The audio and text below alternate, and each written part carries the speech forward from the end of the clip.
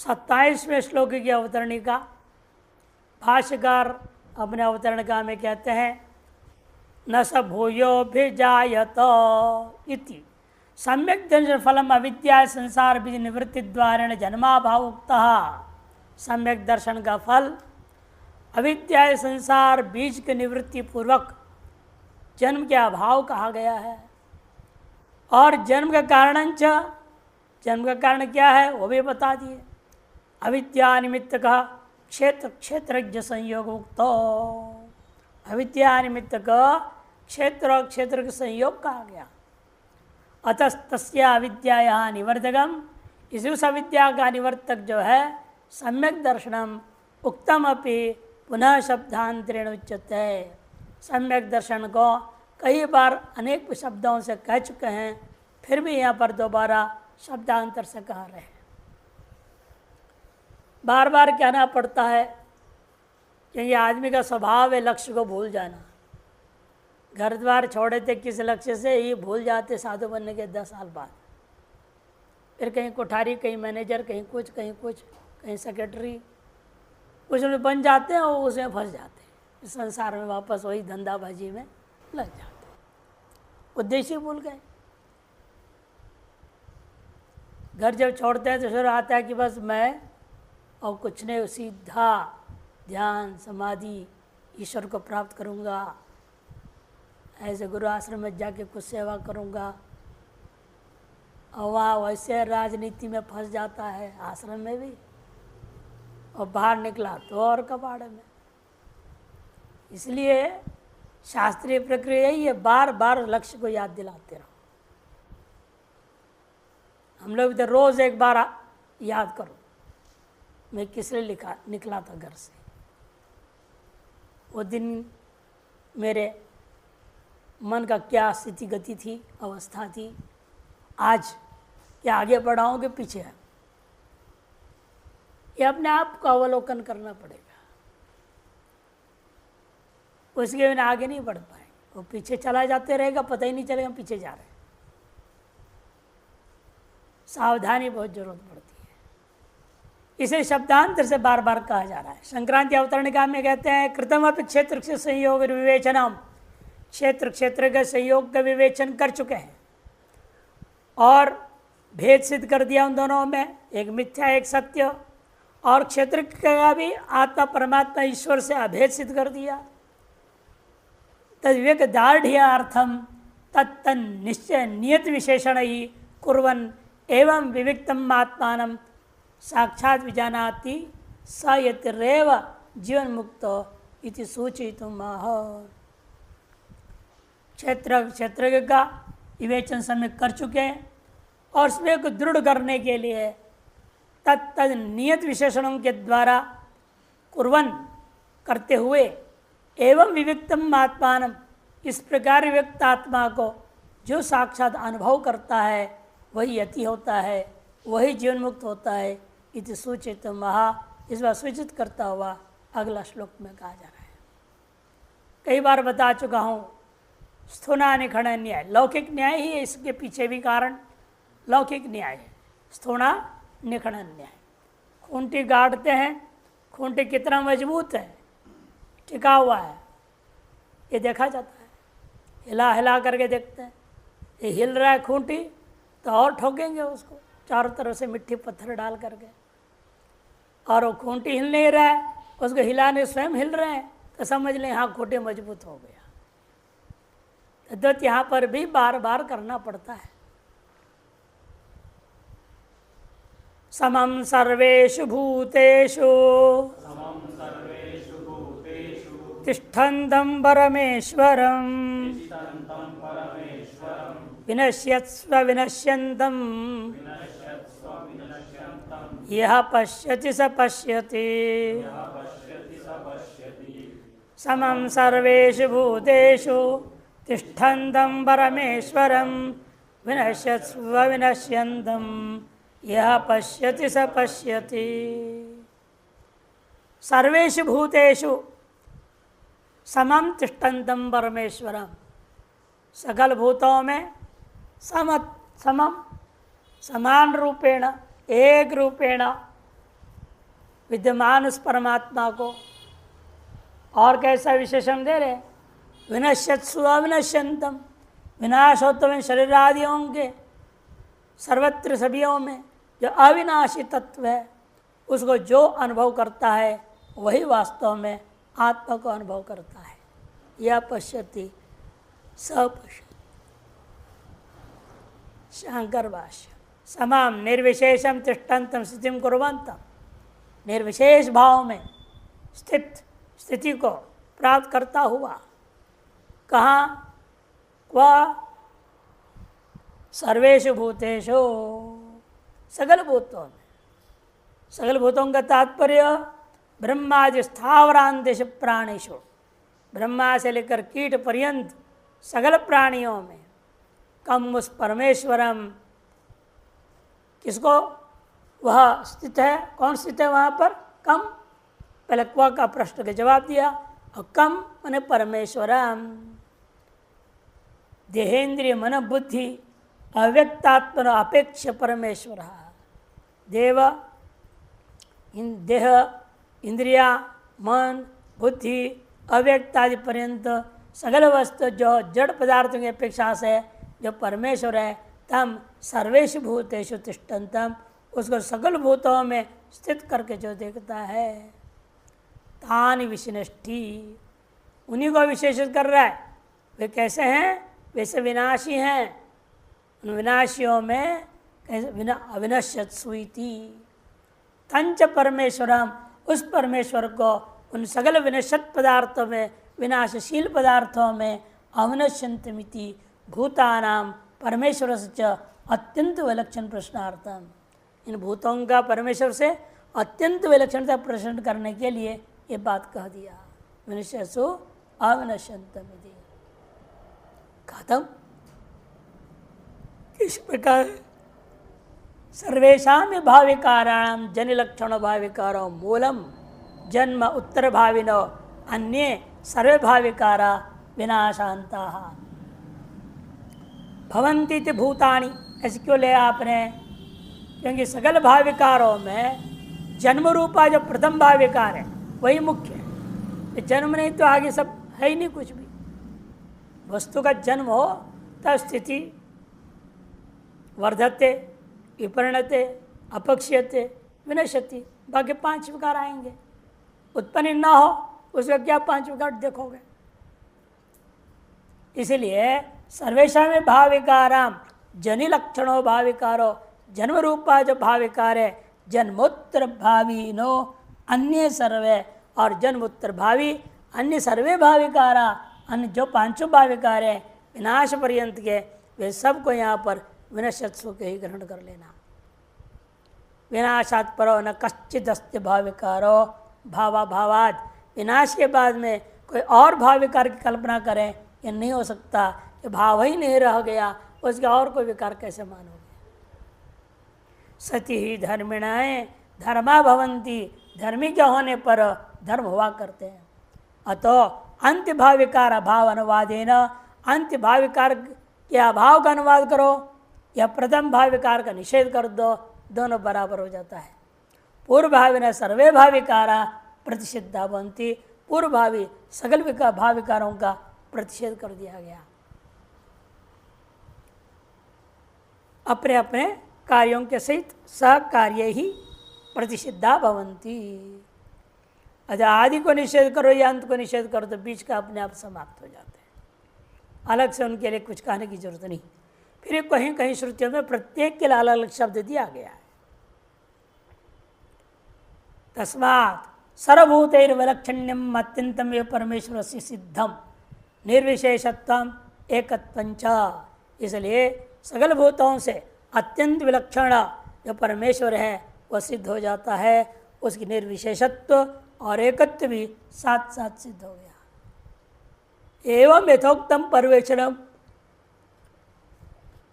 पश्यति स पश्यति, जो इस यथोक्त परमेश्वर को सर्वत्र अनुभव करता है वही अनुभव करता है। ननु सर्वोपि लोक पश्यति, कि विशेषण, अरे सभी दुनिया तो देख ही रहा है। कहते बिल्कुल सही, सारी दुनिया ध्यान भी कर रहा है, कौन मना कर रहा है। सभी ध्यान कर रहे हैं, ध्यान सिखाने की कोई ज़रूरत नहीं है। पता नहीं क्यों सिखाने देते हैं बात, मेडिटेशन क्लास बोलते हैं लोग, समझ में नहीं आया। ध्यान कोई सिखाने की चीज़ है, तो स्वतः सिद्ध है सभी के अंदर। भगवान भी खुद ने कह दिया ना, ध्याय तो विषयान पुंस संगस्तेषु पूजाए थे, संगासन जाए थे कामाद क्रोध भी जाए थे इत्यादि। संग तो ध्यान तो सभी कर रहे हैं, बस संसार का ध्यान कर रहे हैं, इतना ही। बस उनको वहां से हटने का उपदेश देना है, बात का विषय बदलने का कहो और कुछ नहीं। उसके अलावा और ध्यान कराने की चीज़ ही नहीं, वो तो ध्यान करने में एक्सपर्ट है हर आदमी। जिस विषय को चाह रहा है उसके सम्यक ध्यान करते कि नहीं करता है। पढ़ाई भी करते, देखो बच्चे कितना ध्यान से पढ़ते हैं, उनको मालूम है हमें इतना मार्क्स लाना है, नहीं तो पिटाई खाएंगे, आगे की पढ़ाई नहीं हो पाएगी। पूरा ध्यान और पूरी एकाग्रता के साथ पढ़ाई करते हैं, ध्यान तो कर ही रहे हैं। हर काम करने वाला अपने अपने काम में बिना ध्यान का कर रहे क्या? भोजन में हलवाई बिना ध्यान का करने लग जाए, दौड़ा नमक पड़ जाए कहीं, हलवा में नमक डाल देगा और सब्जी में चीनी डाल देगा। ध्यान पूरा कर रहा है इसलिए गड़बड़ी नहीं हो रही। हर व्यक्ति ध्यान पूर्वक काम कर रहा है। अब ड्राइविंग करने वाला देखो, चाहे टैक्सी ड्राइवर हो, चाहे बस ड्राइवर हो, ट्रक ड्राइवर हो, ध्यान पूर्वक ड्राइविंग कर रहा है कि नहीं कर रहा है? अब इतना बढ़िया उनका ध्यान हो रहा है, बल्कि इधर बात भी करते रहते हैं।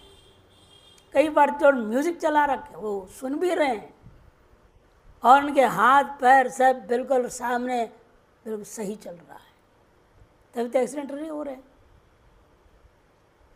ध्यान हटी दुर्घटना घटी लिखा रहता है जगह जगह पे।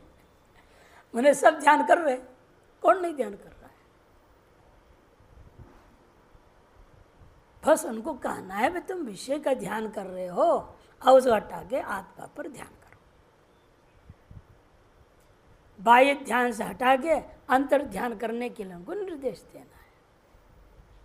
और अंतर ध्यान भी आत्मा का कैसे करेगा ध्यान? बिना शास्त्र का तो होगा नहीं, शास्त्र आलम्बन से उसको ध्यान करना है। इसलिए हमें उनका ही कहना है, अरे ध्यानवान छोड़, तेरे से कुछ होने जाने वाला है नहीं। मैं तो यही कहता हूँ, यार कहाँ ध्यानवान के में लगा बेकार 2 घंटा 4 घंटा बैठे बैठे भैंस जैसे बैठा रहेगा, होता जाता कुछ नहीं, मनोराज्य हो रहा है, वो समझ रहे ध्यान हो रहा है, कुछ नहीं ध्यान हो रहा, संसार का ही चिंतन चल रहा है। उसे हम कहते हो शास्त्र में लग जा, लघु रट ले, तो लघु के सूत्रों में तो ध्यान करेगा ना बार बार रटने के लिए। ये असली ध्यान है, ये होगा। बहिर्मुख रहते हुए तुम ध्यान नहीं कर सको, अंतर्मुख होकर क्या ध्यान कर लोगे? ध्यान का मतलब प्रत्येकतानता ध्यानम, एक तांत एक तांत चल रहे, तब तो याद होगा ना। असली ध्यान हुआ कि नहीं हुआ? वो सूत्रों का रटना असली ध्यान है, शास्त्र पढ़ना असली ध्यान है। बहिर्मुख होकर हमारे ध्यान यदि हो जाए, अंतर्मुख होते यही अंदर आएगा निश्चित। अपने आप आत्मा का ध्यान होगा कि नहीं होगा? विषय और विषय की वासना, कंटेंट जो बोलता चाहता है ना अंग्रेजी में, वो अंदर भरा पड़ा है, इसके दिन आसानी से हो रहा है। और अब आत्मा का ध्यान करो बोलो तो उसका कंटेंट तो है ही नहीं अंदर, इसकी संस्कार वासना है ही नहीं, तो क्या ध्यान करेगा आत्मा का? जिस चीज़ का विषय है अंदर संस्कार वासना है, उसी का चिंतन होगा। इसलिए हमें जितना अधिक से अधिक शास्त्र संस्कार डाल सकते हैं, यथाशीघ्र वेग से तेजी से, उतने हमारा ध्यान इसकी तरफ बढ़ेगा। इसे इनका कहना है वियुक्त सामान्य सर्वेश देश पश्यति, उसको क्या करना चाहिए? कथम सर्वेश भाव विकार का निषेध करने पर सब न खत्म हो जाता है। इसलिए आदि विकार निषेध कर दो, ये अंत विकार निषेध कर दो, सब बीच के खत्म हो जाएंगे। विनाशात् परो न कश्चित् अस्ति भाव विकार भावाभावात् सती धर्मणि धर्माः भवन्ति अतो अंत भाव विकार भावानुवादेन पूर्व भाव सर्वे भाव विकारा प्रसिद्धा भवन्ति। इसलिए अंत जो भाव विकार है उसके अनुवाद पूर्वक निषेध करने मात्र से ही पूर्व भावी जितने भी विकार है भाव विकार उन सबको प्रसिद्ध हो गया अपने अपने कार्यों के सहित। ऐसा समझो। तस्मात् सर्वभूत वैलक्षण्यम अत्यंत परमेश्वर सिद्धम, इसलिए अत्यंत वैलक्षण्य सकल भूतों से परमेश्वर सिद्ध हुआ और निर्विशेषत्व और एकत्व भी सिद्ध हो गया। इस प्रकार का आत्मा जो अनुभव करता है वही वास्तव में अनुभव करता है। यदि कोई कहा न सर्वोपि लोका पश्यति, क्यों विशेषण है ना, अरे सारी दुनिया देख ही रही है, क्या विशेषण से फायदा। इसी बार बोल रहा था सत्यम पश्यति किंतु विपरीतम पश्यति, बोल दे ना, सत्यम स्वीकार कर दे, हाँ सब ध्यान कर रहे हैं, सबकी समाधि लग रही है, कोई संशय नहीं है। अतो विष्णष्टि न सैव पश्यति, इन विपरीतम पश्यति। समस्या क्या है, सब ध्यान कर रहे हैं, सब समाधि लगा रहे हैं, इन विपरीत विषयों पर लगा रहे हैं। एक के पति ने फोन किया, मिलिट्री में नौकरी में था आदमी, कश्मीर में चला गया था ड्यूटी, रोज करते थे डर के मारे, पता नहीं कब क्या मिले खबर, ठीक ठाक हैं। तो एक बार ऐसे था, आप क्या कर रहे थे, पूछी, ठीक ठाक है बोलने के बाद में पूछा अब क्या कर रहे थे, अरे तुम्हारी तो ध्यान कर रहा था। पत्नी का चिंतन कर दो, पत्नी का ध्यान, तुम पति का ध्यान कर रहे हो यहाँ से, वो अपना तुम्हारा ध्यान कर रहा है। जब ड्यूटी में नहीं है उसका ध्यान, जब ड्यूटी में है बंदूक ले वहाँ ध्यान दे रहा, वो अपने 2 मिनट में ध्यान ही कर रहा है। सही कहा ना उसने। लगता है बच्चे नहीं हुए थे इसलिए बच्चों के पूछा, नहीं तो कहा तो बच्चों का भी ध्यान रखता। इसे बड़ा ये ध्यान के बारे में लोगों के अंदर भ्रांतियां ज़्यादा हो गई है, वो समझ नहीं रहे हैं। हमें ध्यान सीखने या सिखाने की जरूरत नहीं है, हम ध्यान करने में अत्यंत कुशल है। लेकिन जिन विषयों का मैं ध्यान कर रहा हूँ वही बोला किंतु विपरीतम पश्यति, तो विपरीत जो अपने आत्म कल्याण के योग्य नहीं है ऐसी चीज़ों को हम ध्यान कर रहे हैं, दिन रात उसी में लगे रहते हैं। कई बार देखते विद्यार्थियों को वहाँ हम कभी कभी ऑन कर देते हैं सीसीटीवी कैमरा, तो देखते हॉल में चल रहे हैं, लगे हुए हैं।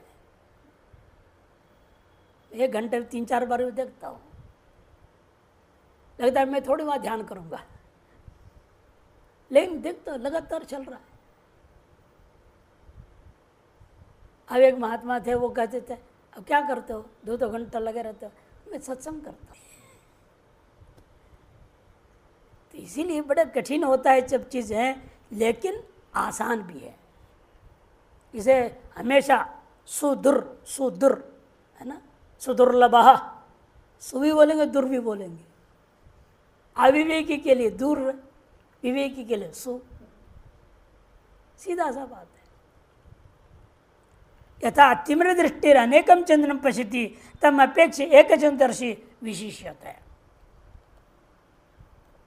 कहते जैसा तिम्र दृष्टि वाला अनेक चंद्र देख रहा है, उसकी अपेक्षा से एक चंद्र देखने वाला विशिष्ट पुरुष है या नहीं। अनेक चंद्रमा देखने वाले की अपेक्षा से एक चंद्रमा देखने वाला सही उत्कृष्ट और विशिष्ट है या नहीं। आप कहेंगे हाँ, और कहोगे वही वास्तव में चंद्रमा को देख रहा है। जो अनेक देख रहा है वो देख ही नहीं रहा चंद्रमा को, उसके चारों तरफ दिख रहे हैं, जो असली वो नहीं दिख रहा है। ऐसा भी होता है क्या, हम अनुभव सिद्ध है। अब भी हम दाहिने आंख बंद कर दें, बाएं आंख में देखने लगूं, मैं सोचूं आपके नाक देखूं, नाक नहीं दिखता है, कान मुंह इधर उधर सब दिखेगा। मैं मुंह देखना चाहूँ वो नहीं दिखेगा, इधर उधर का सब दिखेगा। तो भगवान ने बहुत अच्छी शिक्षा दी हमको इस घटना से, ऐसे आंख की हालत करके कि हमने सीख लिया इस अनुसार जो तुम देखना चाहो वो नहीं दिखने वाला है। ये संसार वही है जो तुम नहीं देखना चाहते हो वही दिखता है। इससे तुम जो देखना चाहो उसको देखना चाहोगे सच्चाई में तो आंख बंद करो, तभी दिखेगा, नहीं तो नहीं दिखेगा। पहले अंदर अनुभव करोगे फिर बाहर में अपने आप सर्वत्र वो सर्वम ब्रह्म सर्वत्र वही दिखेगा। शुरुआत अभ्यास के लिए तो बाहर नहीं चलेगा। जब आत्मा को देखना चाहते हो वहां कुछ और दिखाई देगी, माया दिखती है। क्या चाहते हो? समस्या ये हो जाएगी शुरू में। हमारे थे कि हर चीज सीखो, यहाँ कैसे हुई तो इससे भी हम सीख लिए। तुम जो देखना चाहो आत्मा परमात्मा के संसार में तुम नहीं देख पाओगे। त्रिगुणात्मक माया ऐसी रंग रच देगी तो उसमें फंस जाएगा। जो तुम देखना चाहते हो उसको देखना है तो एकमात्र रास्ता फिर आंख बंद करना पड़े, अंतर्मुख होना पड़े, तब बाहर का बाद में बाहर देखोगे तो जो अंदर में अनुभव में आ गया फिर जहां भी जाओ वही दिखेगा, दूसरा ही नहीं बाहर। इसे इनका कहना है वह विशिष्ट सैव पश्चित वही अनुभव करता तथा यहाँ भी एकम अयुक्तम यथोक्तम मात्रम यह पश्यति। उसी पर यहाँ पर भी एक में वह द्वितीय जो अविभक्त परमेश्वर का अनुभव करता है, आत्मा का अनुभव करता है। सविभक्त अनेक आत्म विपरीत दर्शिभ्यो विशिष्ट है। वह विभक्त अनेक आत्म जो विपरीत दर्शी है उसके अपेक्षा से विशिष्ट है। सएव पश्यति थी, उसी विशिष्ट पुरुष को कह रहे सएव पश्यति। इतरे पश्यंतो भी न पश्यंती, अन्य लोग जो है आत्मा को देखते हुए भी नहीं देख रहे, क्योंकि जो भी मैं देख रहा हूं उसके साथ मैं वास्तव में आत्मा को भी देख रहा हूं। प्रतिबोध विदितम मतम। किंतु समस्या है कि जिसको भी मैं देख रहा हूं उसमें देखते वक्त यदि वो भी दिखाई दे रहा है हम उसे नहीं देखते, वो हमें दिखता ही नहीं। दिया था ना दृष्टांत, तौलिया हिलाया, पूछा क्या दिख रहा है, सर तौलिया दिख रहा है। किसने कहा? आत्म प्रकाश से तौलिया दिख रहा है। आत्म प्रकाश वृत्य चिंचेतन आत्म प्रकाश में तौलिया तुम्हारा यूं यूं हिल रहा है, किसने नहीं कहा? तौलिया ही दिख रहा है। यदि वृत्ति चैतन्य के बिना कैसे दिखा? वो दिख ही नहीं सकता। इन हरेक वृत्ति में चैतन्य व्याप्त है ना, उसकी व्याप्ति के बिना वृत्ति क्या प्रकाशन है? वो तो जड़ है, वो प्रकाश रूप है नहीं, प्रकाशन नहीं कर सकती। इसी को तो गोपी रासलीला में भगवान ने दिखाया। हरे गोपी के साथ जितने गोपी उतने कृष्ण हो गए, उन्हें जितनी वृत्तियां हैं उतने आपको चैतन्य विशिष्ट रूप में दिखेगा। और ये आदर्शी वृत्ति तो आदर्श चैतन्य, जिसके वेदांत परिभाषा दृष्टांत दिया ना, क्यारी जैसे आकार के पानी वैसे आकार को प्राप्त कर लेगा। क्यारी गोल क्यारी बना दो तो गोल दिखेगा, टेढ़ा मेढ़ा बनाओ तो टेढ़ा मेढ़ा जल भर जाएगा। उसे चैतन्य भी आपकी वृत्ति जैसे चलेगी वैसे तत्त आकार को प्राप्त हो जाता है। इसे वाली लीला में वर्णन किया, राधा छोटी एक गोपी छोटी बनी तो उसके साथ तो भी छोटे से कृष्ण हो गए। मोटी थी तो मोटे कृष्ण हो गए, पतली थी तो पतला कृष्ण हो गए। और जैसा रंग का कपड़ा वो पहने उसे बिल्कुल मैच की जमाना आज नहीं, देखो भागवत में है मैच की, आजकल भी चलता है ना पति पत्नी में। वो लाल कपड़ा पहन के जिसको लाल लाल पहनाएगी, वो ड्रेस मैच होना चाहिए एक दूसरे का, जब कहीं आने आते थे प्रोग्राम में। मैचिंग सिस्टम अनादिकाल से चला आया हुआ है। अब विष्णु भगवान क्या ड्रेस होता है, देखो उसी हिसाब से लक्ष्मी का ड्रेस पहनाते कि नहीं पहनाते, मैचिंग होता है। आकर्षण, देखते आकर्षित हो जाए। तो ये परंपरा अनादिकालीन चला आ रहा है। वह भगवान ने दिखाया था, वहाँ तात्पर्य यही था, ये आदर्शी वृत्ति होगी, अनंत वृत्ति कर लो, अनंत तत्व रूप में दिखेगा।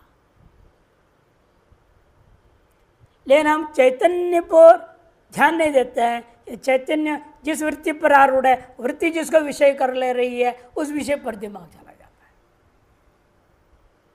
इसी भूल के कारण से अनादिकाल से जन्म मरण के चक्कर में पड़े हुए हैं सब।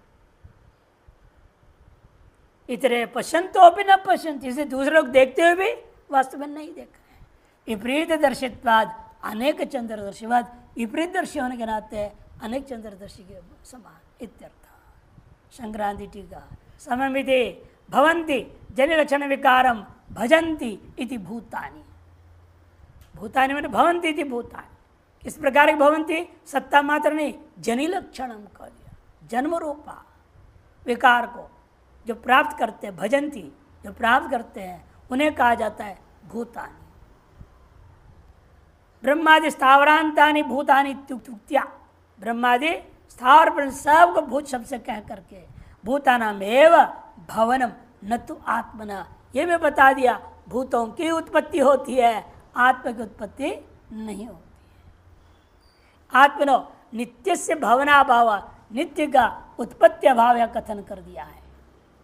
निमित्त का तन निमित्त का अस्तित्व भाव से सूचित, तन जन्म निमित्तक जो अस्तित्वादि आगे का भाव विकार है, उनके भी अभाव यहाँ सूचित कर दिया गया भूतेषु शब्द के द्वारा।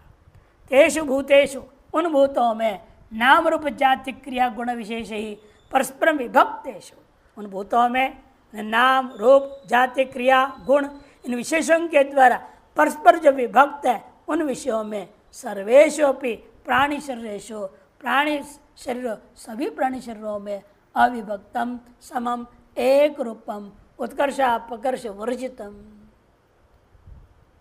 वह अविभक्त है, माने सब है, एक स्वरूप वाला है। उत्कर्ष अपकर्ष आदि ब्राह्मण श्रेष्ठ है, शूद्र निकृष्ट है, ये सब औपाधिक है, आत्मा को लेकर के नहीं है। अरे औपाधिक की अपनी महिमा विचित्र देख लो, एक टंकी से पानी आ रहा है, एक ही पाइप से आ रहा है ना नीचे, फिर हमने विभाग करके इसको टॉयलेट या किचन इधर बगीचा में छोड़ दिए। अब यदि आपसे कहा जाए पानी पीने के लिए लाओ और आपको टॉयलेट का नल से लाएंगे तो पियोगे क्या? और कहा जाए आपको टॉयलेट के पानी से ला रहा हूँ, और टॉयलेट शब्द सुनते ही वो मना कर देगा। अरे पानी वही नल का है, एक टंकी से आ रहा है, वही पानी इधर से भी निकलेगा, उधर सब नलों से निकलना है। नल की उपाधि आपने बना दिया, ये टॉयलेट, ये नल जो है किचन का नल है, ये गार्डन नल है, आपने उपाधि संज्ञाएं देते गए। नल तो नल था, पानी तो पानी था, नल पानी कोई मतलब नहीं, फर्क। लेकिन उपाधि जुड़ते ही आपके घृणा हो जाती है, टॉयलेट का ऐसा पानी लाया, नहीं पीना, किचन से लाया, ये बढ़िया। अभी अपने अपने संस्कार वासना की तो समस्या है और है क्या। जितना पानी आप जो है रसोई घर के नल से ले रहे हैं, शुद्ध है, पवित्र है, निर्दोष है, कीटाणुओं से रहित है, उतना ही वो पानी में गुणवत्ता में कोई कमी है वहाँ टॉयलेट वाले पानी में? Qualitatively is there any difference? No difference. Then why you are not accepting? ये उपाधि इतनी खराब है, उपाधि के कारण से आदमी के अंदर भेद बुद्धि पैदा हो जाती है। अब एक बच्चा है, उसको कहीं का लाके पिला दो, उसको क्या मतलब है? उसको प्यास बुझाने से मतलब पी लेता।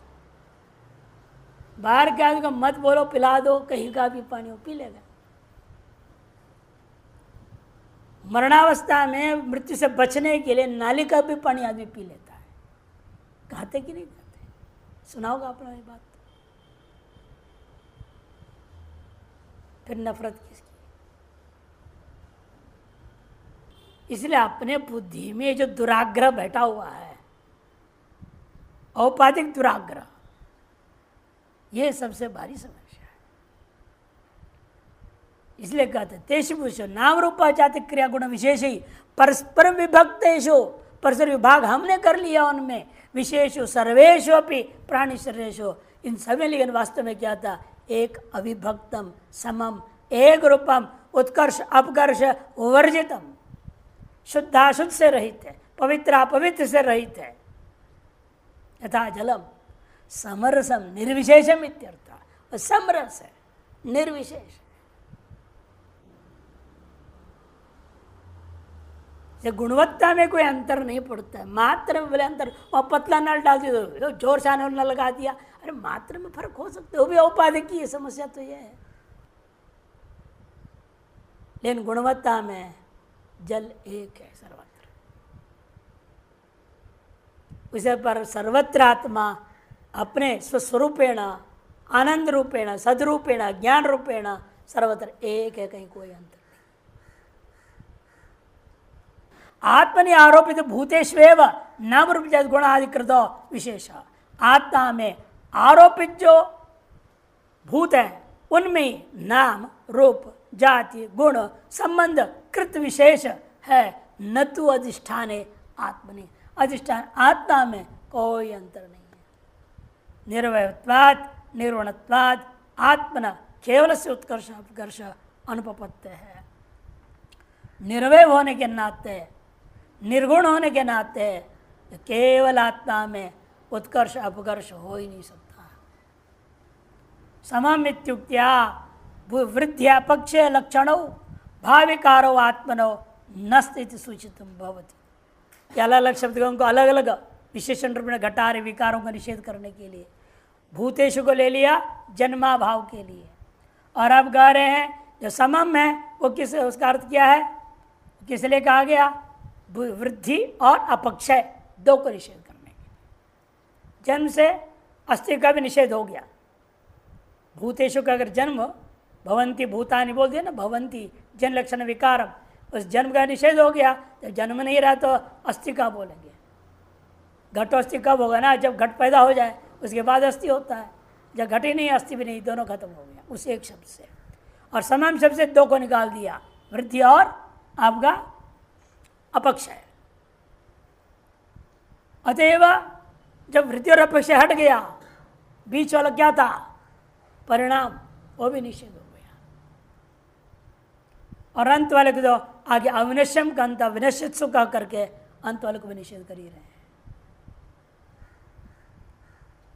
किंच तिष्ठान्तम क्षर सर्वाणि भूतानि न्यायेन क्षर स्वभावेषु भूतेषु प्रतिक्षणम विपरिणममानेषु सत्सु स्वयं तद्रहिततया सर्वदैक रूपेण वर्तमानं निर्वयत्वात् अक्षरम आ शैशव आद आपातम तत्तदेहेन्द्रियासु विपरीतेषु सत्सु सत्सु अहम अस्मि इति। थोड़ा अशुद्ध ठीक करो। सत्स्व, सत एक तकार और दूसरी तकार नहीं होनी चाहिए, दूसरा कार नहीं, वहाँ सकार होनी चाहिए। सत्सु अहम अस्मि इति आत्म सत्ताया सदैक रूपत्वगमात् सर्वदा एक रूपेण स्थितम इत्यर्थः। सर्वदा एक रूपेण वर्तमानम विपरिणाम सत्सु, इन सभीयों में प्रतिक्षण विपरिणाम होते हुए भी तद्रहित होने के नाते सर्वदा एक रूपेण विद्यमान है। निर्वय होने के नाते उससे विपरिणाम नहीं है। अक्षरम आ शैशवाद आपातम, अक्षर तत्व इन शिशु काल से लेकर के मरण पर्यंत जो है तत्तेन्द्रियादियों में विपरिषेत सत्सु विपरिणाम का होते हुए भी अहम अस्मीति आत्मसत्ताया मैं हूँ, इस प्रकार की आत्मसत्ता मात्र को लेकर देखेंगे तो वह सदा एक रूपत्ववाद एक रूप होता है। अतः सर्वदा एक रूप स्थित मित्यर्थ, सर्वदा एक रूप स्थित है। श्रुति से प्रमाण है अशरीरम शरीरेषु अनवस्थेषु अवस्थितम यदि श्रुत है। अशरीरम शरीरेषु और अनवस्थितेषु अवस्थितम जो है वह आत्मा है। भूतानाम एव विपरिणामो न तो आत्मना यदि आत्मन विपरिणाम भाव अपनी सूचित। भूतों का भी परिणाम होता है, आत्मा का नहीं, क्योंकि निश्चय दिया आत्मा इसलिए विपरिणाम रूपी परिणाम का भी अभाव वाला है। 5 विपरिणाम निषेध हो गया। किंच अब अविनश्यंतम जनिमत्वात् भूतेषु नश्यसु सत्सु स्वयं अविनश्यंतम, जन्म वाले होने से भूतों का नाश होते हुए भी वह स्वयं आत्मा में अविनश्यंतम चर विकार वर्जितम नित्य, चर विकार से रहित होने से वह नित्य कह दिया गया। सुषुप्तौ सर्वभूत प्रलये सुगमहम अस्वाप्सम इति अस्मद् भाव अवगमाद आत्मनित्यत्व प्रत्यक्षम। सुषुप्ति काल में सकल भूतों का प्रलय हो जाता है, एन आप अपना अनुभव ये बताते हैं सुगम अहम अस्वाप्सम न किंचित दवेदिशम इति आत्मसद्भाव का अवगम अनुभूति हो रही है आपको, इसलिए उसके आत्मा के नित्यत्व से प्रत्यक्षता अनुभव सिद्ध हो गया। आत्मा नित्य अजत्वाद इति अनुमानम भवति, यह अनुमान कर दिया गया। श्रुति प्रमाण भी है, अविनाशी व अरे अयम आत्मा इति श्रुतयश्च। अविनाशी व अरे आत्मा अनुचित धर्मा, ऐसे प्रधान को प्रश्न में कहा है। श्रुतिश्च प्रमाणम